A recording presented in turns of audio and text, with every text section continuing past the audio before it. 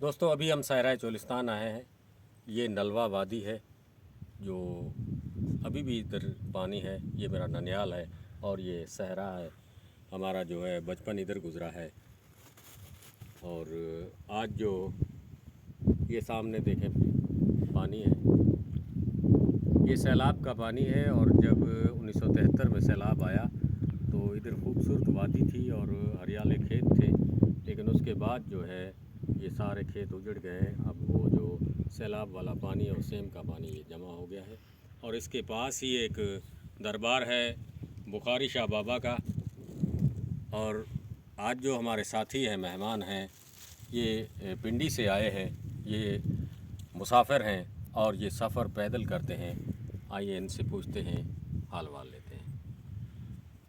مجھے بہت خوشی ہوئی کہ چولستان اور جو صحرا ہے جس میں زندگی گزارنا ایک بہت کٹھن کام ہے، لیکن جو ہماری ٹریڈیشن کی پرانے جو سادھو لوگ تھے، جو جوگی لوگ تھے، جو آبادیوں سے ہٹ کر جاتے تھے صحراؤں میں، پہاڑوں میں، جنگلوں میں اپنا بسرا ڈالتے تھے، اور وہاں پہ پھر کوئی نہ کوئی انسان ان تک پہنچتا تھا. وہ اپنے خدا سے، اپنے من سے لو لگاتے تھے. یہاں ہم پہنچے ہیں، یہ صحرا میں ایک سید بادشاہ دفن ہے جو اسی ٹریڈیشن کو کیری کر رہے ہیں. اور جو صحرا کی کیفیت ہے، یہاں کی جو زندگی ہے وہ بھی اس ریت کی طرح، اور بالکل بہت مختلف تجربہ ہے. یہاں پہ چلنا بھی ایک بڑا جی جی، مختلف، بہت میں مشکل ہے واک کرتا رہا ہوں زمین پہ، اس کا تجربہ اور تھا. اور ادھر زیادہ زور لگتا ہے زیادہ اسٹیپ. زور لگتا ہے، لیکن کیا مزہ زمین، مطلب جیسے ریت آپ کو ویلکم کر رہی ہے کہ آپ پاؤں رکھیں مجھ پہ، وہ آپ کو پورا پاؤں اپنی جگہ پہ لیتی ہے. اور کیا خوبصورت ہے یہ.